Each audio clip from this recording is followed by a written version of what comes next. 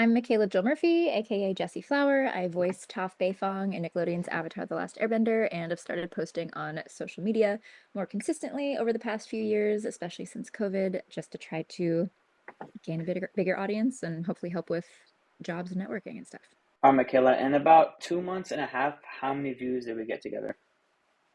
I believe 14.5 million, right? Yeah, 14,500,000, somewhere around there. Yeah, and posting just Monday through Friday. So we're doing 20 videos a month. So before we started working together, what were you like mainly struggling with in terms of like your social media?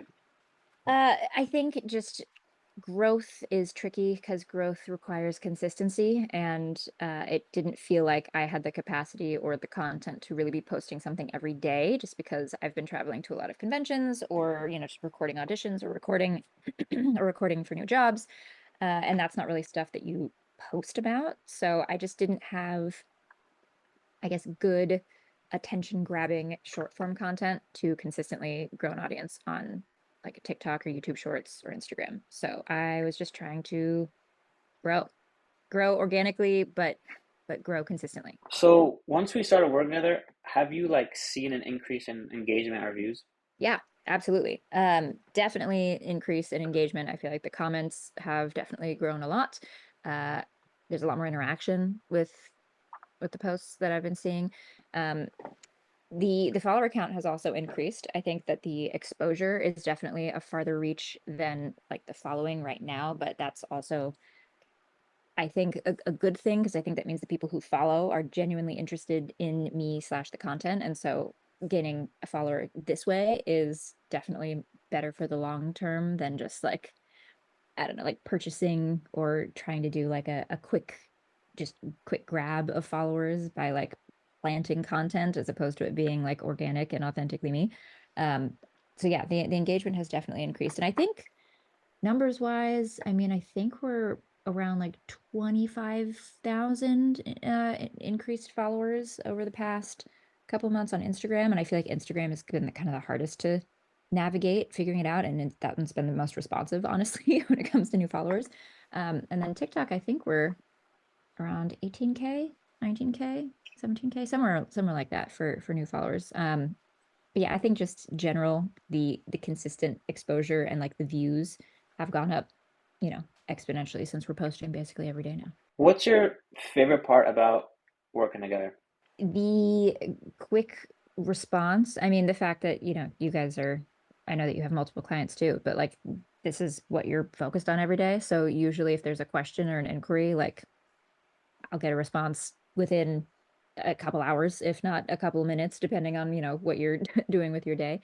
But that's really helpful because sometimes, communication can get lost in the sauce. And I'm just really appreciative whenever there's a quick response to something, and quick turnaround time. And yeah, honestly, the communication has been super great. I mean, and obviously the results. I feel like the graphics used and the cuts to different scenes and kind of the polls from old images on Google or old videos and stuff that's found on YouTube or Google, that's like inserted into, you know, the clips that you guys find to make better for short form and make them more engaging is great. I every time I've seen like an edit, I'm like, this is perfect. Like fun colors, it's a perfect fun little cutaway during this like little section of the conversation. I just feel like the timing makes sense. So yeah, I appreciate how you guys have been editing and the communication. If you can describe working with me in one word, what would it be? It might be slightly boring word, but consistent. I feel like the uh the quality, the length, the communication, the style in which you edit, the kinds of clips, everything is like very, yeah, consistent. And so there's not like a curveball where it's like, whoa, this one's like edited weirdly or has like terrible quality or like the volume is strange. Like everything is usually pretty locked and like you respond consistently. So yeah, I think consistent. Consistent's my top word that comes to mind. What would you say to anybody that's like considering working with me, but they're kind of on the fence? Maybe because it's like the price, or they don't want to expose themselves too much, or maybe they want to start content, but they're just maybe it's like a price issue, or they're like kind of afraid. Yeah. it can be a little scary to start something new, especially as kind of like an investment in yourself, investment in something you don't know if it's going to work for you.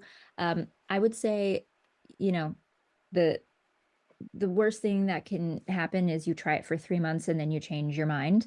And if you're in a place where you're able to give it a go, I think that it will end up working in your favor.